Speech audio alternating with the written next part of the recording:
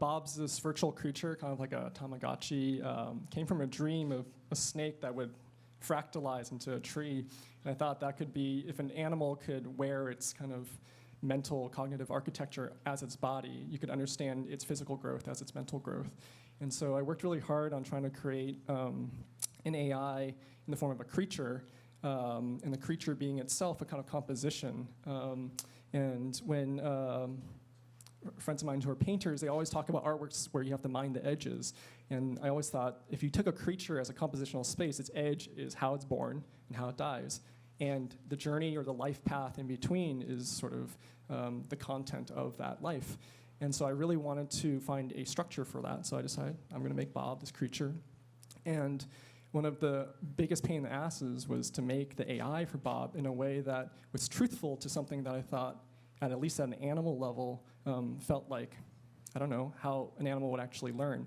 So after so much trial and error and much research and a lot of wasted money, my own, and eventually came down to the idea that Bob's essential architecture was that it wanted to minimize surprise in a way, or minimize upset, in the sense that Bob had beliefs, it's called a bag of beliefs, and it had motivations. And when it pursued something or did something, its motivations were either rewarded by it being not surprised by what happened, or by its expectations being totally upset. And when it got upset, it had to actually deal with its beliefs, update them, and then try again. And I found that this very minimal definition of a creature being upset and then learning to deal with it, for me, became a basic definition of sentience. And it led me, and Bob by no means has sentience or let alone consciousness, but it led me to an appreciation for the problem of sentience and consciousness and the temporality of it. And I realized maybe one idea of consciousness is the voluntary confrontation of upset and then dealing with it when there's no urgency to confront upset or deal with it. So when you have thoughts about something while you're doing something like driving, you're voluntarily destroying some belief inside of you, reconstructing it, maybe simulating another idea about what it could be, little by little, to recreate and resimulate what your beliefs could be in a parallel world. And so Bob was really, for me, a way to appreciate this problem. So give us an example of the kind of belief Bob had that got violated by surprise. Bob, just like a child, its very first experiences impact its beliefs because they build on each other. So for example, I started Bob once, I fed him like this kind of gray blob.